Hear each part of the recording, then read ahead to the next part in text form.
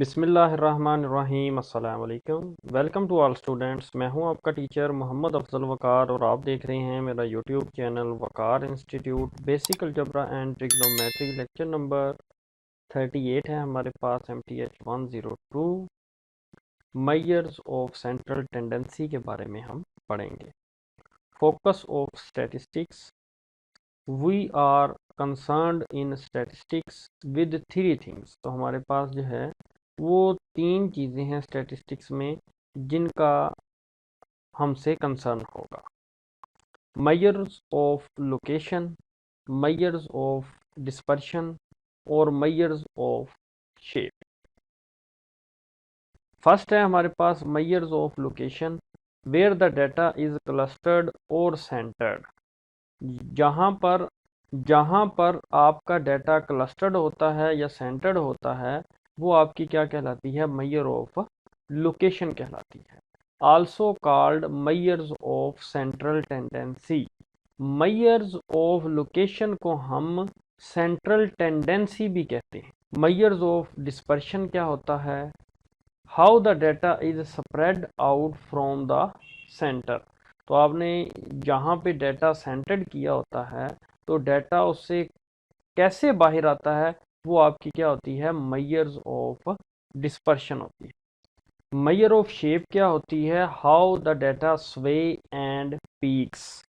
Suez क्या होता है आपका कि आपका जो है वो स्विंग करना या मोशन, यानी वो कैसे जो है वो डाटा जो है वो स्विंग करता है या कैसे वो है, हमने उसको कौन सी शेप देनी है आप ये कह सकते हैं। एंड पीक्स, पीक्स का मतलब जो होता है वो पॉइंट्स होता है, आप ये कह सकते। तो वो आपने कौन से पॉइंट्स पर शेप्स देनी है, मोशंस। तो मोशंस एंड पॉइंट्स जो है वो आपने कैसे देने हैं डाटा को। Measures of central tendency. The central tendency is measured by averages. तो ये आपने ऑब्जेक्टिव जो है उसके लिए ये बात आपने याद रख। These describe the point about which the various observed values cluster. Cluster का मतलब कि मौजूद होना।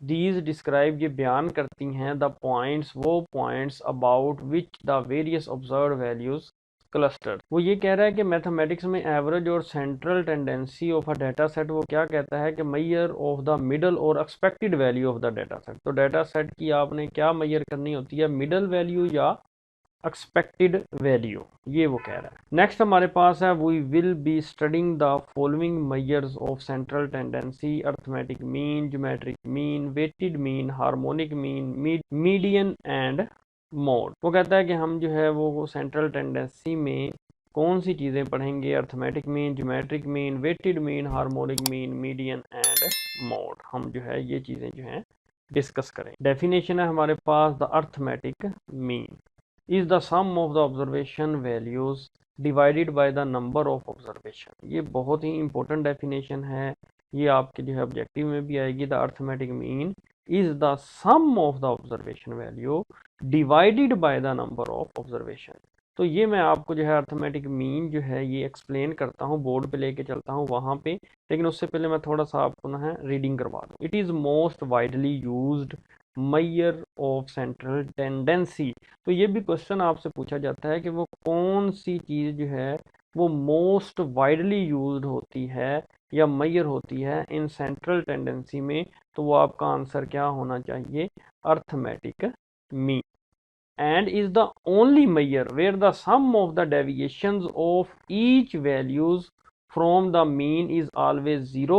तो ये बात भी ऑब्जेक्टिव में पूछी जाएगी। the formula for calculating the arithmetic mean of n values is।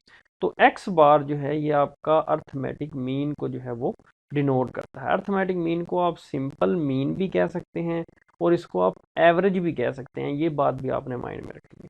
तो ये आपके पास जो है ये ऑब्जर्वेशन है x1 x2 x3 and so on xn तक। फर्स्ट ऑब्जर्वेशन को x1 कहते हैं, सेकंड को x2, थर्ड को x3 और जो लास्ट होती है उसको हम xn कहते हैं। और उतनी ही आप नंबर ऑफ ऑब्जर्वेशन के साथ क्या कर देते हैं? डिवाइड कर देते हैं। तो ये जो आपका जो फार्मूला है अर्थमेटिक मीन का, ये आपका जो है अनग्रुप्ड डाटा का फार्मूला है।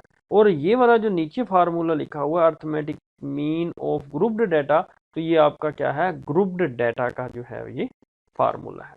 if z1 z2 z3 and so on zk are the mid values and f1 f2 f3 and so on fk are the corresponding frequency where the subscript k stands for the number of classes, the mean is z bar। तो ये भी आपका general formula है इन summation form में दिया हुआ। तो ये जो है आपका ग्रीक लेटर जिसको हम पढ़ते हैं समीशन, तो ये वो कह रहा है first term i is equal to 1 to n, आपने उसका क्या लेना है, सम लेना है। X i to is equal to i is equal to 1 to n, मतलब कि ये आई इज इक्वल टू जो है हमारे पास, ये हमारे पास 1 टू n है और एक्स आई ये वो लिख रहा है एक्स आई, यानी पहले आपने 1 से स्टार्ट करना है x1, जैसे ये x1 लिखा हुआ है, फिर 2 फिर 3 फिर सो ऑन xn तक, और डिवाइडेड बाय आपने क्या करना है n। तो ये आपके पास समीशन फॉर्म में फार्मूला लिखा हुआ है। ऐसे ही ये आपके पास समीशन फॉर्म में जो है ये फार्मूला लिखा हुआ है, और ये z1 z2 z3 and zk जो हैं ये मिड वैल्यूज़ हैं, और f1 f2 f3 ये क्या है आपकी कॉरस्पॉन्डिंग फ्रीक्वेंसीज हैं। तो आपने इन वैल्यूज़ को सबसे पहले मल्टीप्लाई करना है, फिर उसका सम लेना है, तो वो ये आएगा, एंड देन फिर आपने डिवाइड करना है सिर्फ फ्रीक्वेंसीज के टोटल सम के साथ। तो ये मैं आपको आगे जो है ये एक्सप्लेन कर जी। हमारे पास ये एग्जाम्पल है, आप देख सकते हैं, ये हमारे पास 9 स्टूडेंट्स हैं और ये उनके जो हैं एग्ज़ाम स्कोर्स हैं मैथ में, और ये एक फर्स्ट स्टूडेंट्स के 59, सेकंड के 66, थर्ड के 65 एंड फोर्थ के 74, देन फिफ्थ स्टूडेंट जो है उसके 71, सिक्स्थ के 67 सॉरी, एंड देन है 71, देन है 62 एंड देन है 77। तो ये आपके जो है गिवन दिए गए हैं। तो अब हमने इसका जो है ये आप देख सकते हैं, ये हमारे पास था अनग्रुप्ड डाटा, ग्रुपिंग में नहीं है, अनग्रुप्ड डाटा है, एक रॉ डाटा है। तो इसका जो है आपने मीन निकालना है। मैंने आपको कहा कि आप अर्थमेटिक मीन भी कह सकते हैं, आप सिंपल मीन भी कह सकते हैं, आप एवरेज भी कह सकते हैं। तो इसको हम डिनोट करते हैं एक्स बार के साथ। तो ये हमारे पास है x1, अगर हम बात करें, ये हमारे पास है x2, ये x3, ये x4, x5, x6, x7, x8 और x9।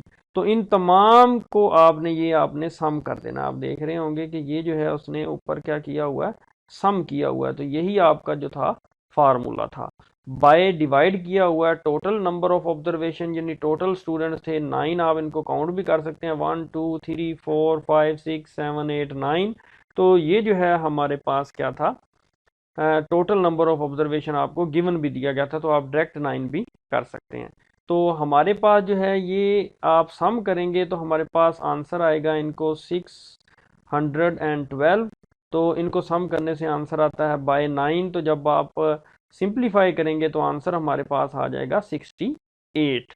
तो ये है हमारे पास अर्थमेटिक मीन, सिंपल मीन या एवरेज जो है अनग्रुप्ड डाटा का फाइंड करना। नेक्स्ट हमारे पास डेफिनेशन है ज्योमेट्रिक मीन की। The geometric mean is often used when calculating investment returns over multiply periods और to find a compound growth rate. तो ग्रोथ रेट जो है, और to find a compound growth rate, यानी और जो है हमारे पास ये ग्रोथ रेट जो है, अगर हमने कंपाउंड ग्रोथ रेट जो है वो फाइंड करना हो, it is computed by taking the nth root of the product of n values। तो ये जो है लाइन जो है ये आपको फार्मूले में भी नज़र आ रही होगी, ये मैं आपको बताता हूँ आगे चल के।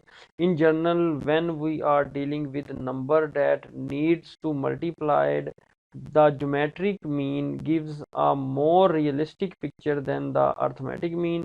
The geometric mean for n value is, तो ये हमारे पास जो है ये nth रूट है, ये तो ये हमारे पास nth रूट है। ये यहाँ पे जो है nth, अगर हम कुछ भी यहाँ पे नहीं लिखते तो ये स्क्वायर रूट होता है, अगर हम यहाँ पे 3 लिख दें तो ये क्यूब रूट होता है, अगर हम यहाँ पे 4th लिख दें तो 4th रूट होता है।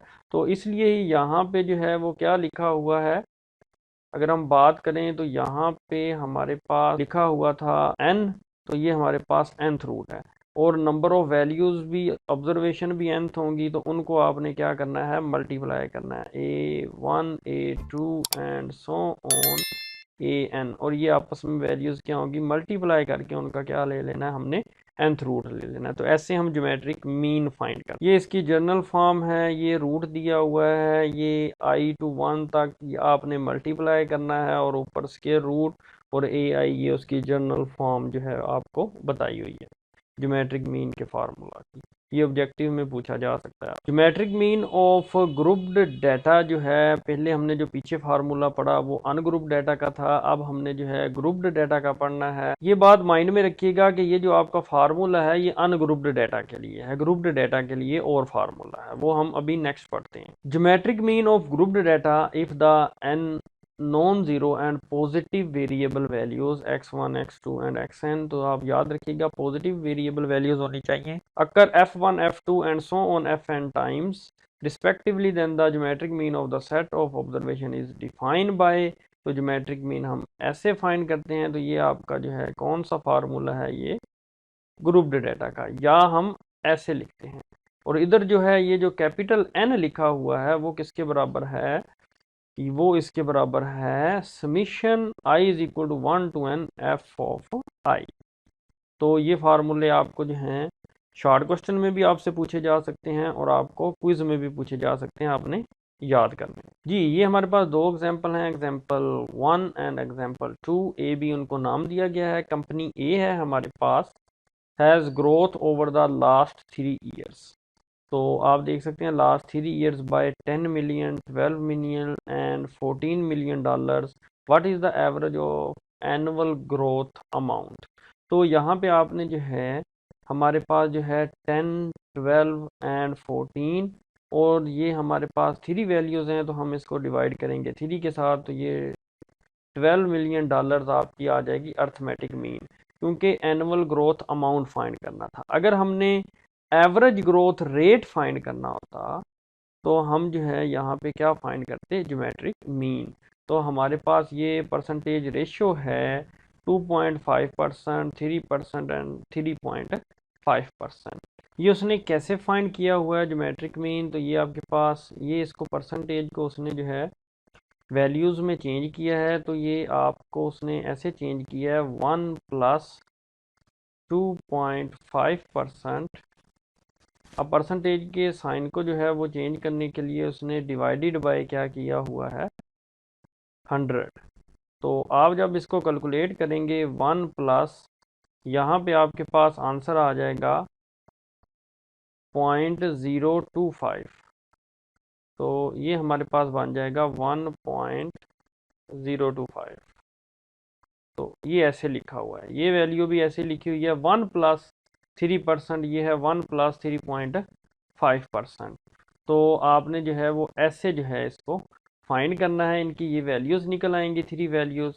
ये फर्स्ट निकल आई, सेकंड निकलेगी, मैं वो भी आपको निकाल के दिखा देता हूँ। 3% है तो 1 + 3% करेंगे आप ज्योमेट्रिक मीन फाइंड करने के लिए, और 3% के लिए आप परसेंट के साइन को जब हम ख़त्म करेंगे तो नीचे 100 लगाएंगे। 100 लगाने के साथ हमें क्या करना पड़ेगा कि 2 डिजिट के बाद जो है वो डेसिमल का साइन आएगा, तो 0 लगाएंगे, 3 first digit, second digit 0, and then यहाँ पे हम जो है डेसिमल का साइन लगा देंगे। जब इनको हम ऐड करेंगे तो 1 पॉइंट आपके पास आंसर आएगा 03। तो ये लिखा हुआ है। तो ऐसे ही आपने 3.5% का निकाल लेना है और उनको मल्टीप्लाई दे के आपने क्यूब रूट जो है वो उसका निकाल लेना है। तो आपके पास ये आंसर जो है आ जाएगा। डेफिनेशन है हमारे पास, the weighted mean is a special case of the mean. Mean का एक स्पेशल केस जो है वो वेटेड मीन है। तो वो क्या फ़र्क है, that allows different weights on different observations. Different weights on different observation, यानी डिफरेंट ऑब्जर्वेशन का डिफरेंट वेट होगा। Formally the weighted mean of a non empty set of data x1 x2 so on xn with non negative weights w1 w2 and so on w1। ये जो है आपका data है x1 x2 and so on xn, और ये w1 w2 and so on wn जो है ये आपके वेट्स हैं। यानी x1 का जो वेट है वो w1 है, x2 का जो वेट है वो w2 है। जैसा कि मैं आपको मिसाल देता हूँ, चलिए आपके पास डाटा में यहाँ पे अगर हम x1 को फ़र्ज़ कर लेते हैं, ये हमारे पास राइस हैं और उसका वेट है, हमने बाज़ार से ख़रीदने गए हैं राइस और वो हमने ख़रीदे हैं 2 kg। उसके बाद हमने जो है वो चिकन ख़रीदा है, वो ख़रीदा है 1 kg। उसके बाद हमने जो है वो चीनी ख़रीदी है 5 kg। तो इस तरह जो है वो डिफरेंट जो है वो अलाउज डिफरेंट वेट्स जो हैं डिफरेंट ऑब्जर्वेशन। तो ऑब्जर्वेशन भी डिफरेंट है, यानी डाटा भी डिफरेंट है। जैसा कि मैंने आपको मिसाल दी कि अगर आपके पास राइस हैं, अगर आपके पास चिकन है, अगर आपके पास जो है वो शुगर है, तो उनके वेट्स भी जो है वो डिफरेंट हैं। Is the quantity calculated by X bar, तो ये हमारे पास क्या है, उसका फार्मूला है। तो W1 और X1 को मल्टीप्लाई करके प्लस करना है W2 and X2 plus so on, ऐसे ही WN और XN तक, और ओवर जो है वो W1 plus W2 and so on WN। अब यहाँ पे एक नोट है जो कि आपको ऑब्जेक्टिव आ सकती है, the arithmetic mean is weighted mean. Arithmetic mean जो है वो वेटेड मीन होता है where all the weights equal 1 या ए इक्वल 1, यानी वो इक्वल हों आपस में। एग्जाम्पल है हमारे पास, given two school classes, 2 classes हैं स्कूल में, 1 विद 20 स्टूडेंट्स, एक क्लास जो है वो 20 स्टूडेंट्स पर मुश्तमिल है, एक सेक्शन कह लें, और दूसरा सेक्शन कह लें with 30 students. The grades in each class on a test where morning class और आफ्टरनून क्लास। उसने 2 क्लासें ली हैं, एक मॉर्निंग और एक आफ्टरनून। तो मॉर्निंग क्लास में जो है वो आपके पास 20 स्टूडेंट्स हैं। आप ये डाटा को काउंट कर लें तो ये भी 20 होगा। तो 1 2 3 4 5 6 7 8 9 10 11 12 13 14 15 16 17 18 19 एंड 20। तो ये आपके पास 20 स्टूडेंट्स हैं। तो उसके बाद आफ्टरनून क्लास है, आफ्टरनून क्लास में आप काउंट कर लें तो ये आपके पास 30 स्टूडेंट्स होंगे। What is the average score, वो अब आपसे पूछ रहा है एवरेज स्कोर क्या होगा of all the students if the average for the morning class is 80 and the average of the afternoon class is 90। तो आप ये तमाम जो है डाटा को ऐड कर दें, और ऐड करने के बाद 20 पे डिवाइड कर दें तो आपकी एवरेज आ जाएगी 80। तो अगर आप ये जो है इन तमाम डाटाज की वैल्यूज़ को क्या कर दें, ऐड कर दें, और आप डिवाइड कर दें किस पे, 30 पे, तो आपकी एवरेज आ जाएगी 90। ये मैंने जो है मॉर्निंग क्लास के डाटा को जब ऐड किया तो आंसर आएगा आपके पास 1600। तो आप बाय टोटल जो है वो 20 से डिवाइड करेंगे टोटल स्टूडेंट्स के साथ, तो आपका जो आंसर आएगा वो आएगा 80। तो ये एवरेज आ जाएगी मॉर्निंग क्लास की। आफ्टरनून क्लास को जब आप ऐड करेंगे डाटा को तो आपका आंसर आएगा 2700।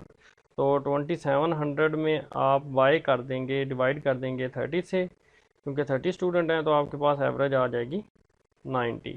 तो अगर आप देखें स्ट्रेट एवरेज यहाँ पे उसने निकाली हुई है, the straight average of 80 and 90। तो 80 एंड 90 की स्ट्रेट एवरेज क्या है, 80 प्लस 90 कर दें आप, और डिवाइडेड बाय 2 कर दें, तो आपके पास आंसर जो आएगा वो आएगा 85 आएगा। सिंपल सी बात है। तो आपके पास जो है ये आपके पास स्ट्रेट एवरेज आ गई। तो कहता है द मीन, ये भी एक मीन है, इन दोनों की आपने मीन निकाल ली, लेकिन वो कहता है कि आपने मीन जो है ये काफ़ी नहीं है। However this does not account the difference in number of students in each class and the value of 85 does not reflect the average student grade independent of class। तो क्योंकि वो कहता है ये उनको जो है वो करेक्ट नहीं कर रही, रिफ्लेक्ट नहीं कर रही। The average student grade can be obtained by either averaging all the number without graded to class। अगर आप देखते हैं, अगर हम बात करते हैं इन दोनों की, इन दोनों को ऐड कर दें अगर आप, तो ये आपके पास इनको ऐड किया था तो हमारे पास 1600 आंसर आएगा। इसको ऐड करेंगे तो हमारे पास 2700 आंसर आएगा। तो उसके बाद हम क्या करते हैं, इन दोनों को जब हम ऐड कर देते हैं तो हमारे पास 4300 आंसर आएगा। और टोटल स्टूडेंट कितने हैं, 20 प्लस 30 50 स्टूडेंट, तो आपके पास एवरेज आ जाएगी 86। अच्छा, तो ये जो है आपके पास एवरेज है जो विदाउट रिगार्ड टू क्लास। अब जो है आपके पास मीन जो है bye the number of students in each class. अब ये जो आपके पास वेटेड मीन है, ये वेटेड मीन निकालने का तरीका है कि ये आपके पास, अगर आप फार्मूला ऑब्जर्व करें, मैं आपको फार्मूला दिखाता हूँ। ये हमारे पास वेटेड मीन का फार्मूला है, ये आपके सामने है, ये वेटेड मीन का फार्मूला। तो ये है WX1 plus W2X2 over W1 plus W2, क्योंकि 2 वैल्यूज़ हैं तो वो 2 ही लेंगे। तो यहाँ पे W1 हमारे पास है 20 और W2 है 30 और ये हमारे पास x1 है और ये x2 है। ये कैसे आप देख सकते हैं कि अगर हमारे पास जो है वो 20 स्टूडेंट्स की क्लास थी तो उसकी एवरेज क्या थी हमारे पास 80, तो इसलिए 20 मल्टीप्लाई बाय 80 और जो 30 स्टूडेंट की क्लास थी उसकी एवरेज थी हमारे पास 90, तो इसलिए जो है यहाँ पे 30 मल्टीप्लाई बाय 90 करके ओवर वेट को आपने क्या कर दिया ऐड कर दिया 20 प्लस 30, तो आंसर आपका आ जाएगा 86। तो ये आपका मेथड है वेटेड मीन निकालने का। नेक्स्ट हमारे पास है harmonic mean. The harmonic mean is often used by investor to find the average cost of shares purchased over time in certain situations, especially many situations involving rates and ratios. The harmonic mean provides the trust average formally for a set of positive data values। तो ये formally जो है ये positive data values के लिए इस्तेमाल होता है x1 x2 and so on xn। the harmonic mean is reciprocal to the arithmetic mean। ये आपके पास ऑब्जेक्टिव आती है हार्मोनिक मीन क्या है उल्ट है अर्थमेटिक मीन का, यानी ये एक दूसरे के उल्ट हैं। अर्थमेटिक मीन रेसिप्रोकल है हार्मोनिक मीन का, हार्मोनिक मीन रेसिप्रोकल है अर्थमेटिक मीन। तो ये है हमारे पास नंबर ऑफ ऑब्जर्वेशन एंड ये डाटा है 1/x1 plus 1/x2 plus 1/xn, या इसकी ये हमारे पास समीशन फॉर्म है। तो ये सम इसको लिखा हुआ है समीशन फॉर्म में और ऊपर n वैसे ही। एग्जाम्पल है हमारे पास you go on a 100 kilometre trip, suppose you travel half the time at 40 kilometre and half the time at 60 kilometre. What is the average speed? Average speed आपने वही निकालनी है, तो आपने सिंपली 40 प्लस 60 डिवाइडेड बाय 2, तो आपके पास 50 kilometre per hour average आ जाएगी। नेक्स्ट एग्जांपल है हमारे पास you go on a 100 kilometre trip, suppose you travel half the distance of your trip at 40 kilometre और and the remaining half at 60 kilometre. What is the average speed? अब हमने जो है वो एवरेज स्पीड निकालनी है बाय हार्मोनिक मोशन। अब जो है हम हार्मोनिक मीन जो है इसका फाइंड करेंगे। वो कैसे फाइंड करते हैं? हमारे पास नंबर ऑफ ऑब्जर्वेशन 2 हैं जैसा कि हम जानते हैं, तो इसलिए हार्मोनिक मीन का फार्मूला है 2/1/40 प्लस 1/60। तो ये हमारे पास जो है हार्मोनिक मीन का फार्मूला है। तो इसको जो है आप कैसे सोल्व करते हैं, तो मैं आपको ये सोल्व करना जो है वो सिखा देता जी। ये हमारे पास थी वैल्यू, हम जो है इसको सोल्व करते हैं। ये हमारे पास 2 ऊपर एज इट इज़ आ जाएगा। अगर हम एलसीएम लेंगे तो अगर आप एलसीएम लें 40 और 60 का, अगर आपको एलसीएम नहीं लेना आता तो आप जो है वो इनको मल्टीप्लाई भी कर सकते हैं, लेकिन मैं आपको एलसीएम लेना सिखा रहा हूँ। हम एलसीएम लेते थे ऐसे कि हम जो है इसको सबसे पहले किस पे डिवाइड करते थे 2 पे, तो यहाँ पे आ जाता था हमारे पास 20 और यहाँ पे आंसर आ जाता था हमारे पास 30। नेक्स्ट फिर हम 2 पे डिवाइड करते हैं 2 और यहाँ पे आ जाएगा आंसर 10 और यहाँ पे आंसर आ जाएगा 15। और नेक्स्ट भी हम फिर 2 पे डिवाइड करेंगे 2 5 10 और यहाँ पे डिवाइड नहीं होता तो ये 15 एज इट इज़ आ जाएगा। नेक्स्ट हमने जो है यहाँ पे जो है इसको 3 पे डिवाइड करेंगे, क्योंकि 3 पे डिवाइड हो रहा है 5 नहीं हो रहा 15 हो रहा है, 3 5 और 15। तो नेक्स्ट अगर हम देखते हैं तो ये 5 पे डिवाइड हो रहा है, तो 1 1 आ गया। अब हम इसको मल्टीप्लाई करते हैं 5 3 आर 15 30 60 एंड 120। तो आपके पास एलसीएम क्या आ गया है 120 जो है आपका एलसीएम है। तो हम यहाँ पे 120 लिखते हैं। हम जो है 120 को जो है वो डिवाइड करेंगे 40 के साथ, आंसर आएगा 3, तो यहाँ पे हम जो है वो 3 लिख देंगे। 120 को जब 60 के साथ हम डिवाइड करेंगे तो आंसर आएगा 2, 2 को 1 के साथ मल्टीप्लाई किया 2 1 ज़ा 2। तो अगर मैं इसको ऐसे लिख दूँ अगर आप लोगों के लिए 2 डिवाइडेड बाय, तो मैं इस इधर डिवाइड का निशान लगा देता हूँ। तो ये है 3 + 2 = 5/120। तो इसको हम सिंप्लीफाई ऐसे कर सकते हैं कि हमारे पास है 2 मल्टीप्लाई बाय, हम जो है फ्रैक्शन को क्या कर देते हैं उल्ट देते हैं, तो हमारे पास ये आ जाएगी। तो इसको हम आंसर लेते हैं 5 1 आर 5 5 1 आर 5 2 आर, और यहाँ पे हम कट करेंगे 5 2 आर 10 और यहाँ पे आ जाएगा 4। और 24 को जब हम 2 के साथ जो है ये मल्टीप्लाई करेंगे 24/2, तो हमारे पास एवरेज आ जाएगी harmonic mean 48 kilometre per our. तो इसको हमने ऐसे सोल्व, तो ये जो है हमारे पास आपको अब पता चल गया कि आंसर जो है हमारा 84 किलोमीटर पर आवर कैसे है। ये था हमारा लेक्चर नंबर 38। उम्मीद करता हूँ कि आपको इस लेक्चर की समझ आ गई होगी। For more video subscribe to my channel and stay tuned with Waqar institute. Thank you.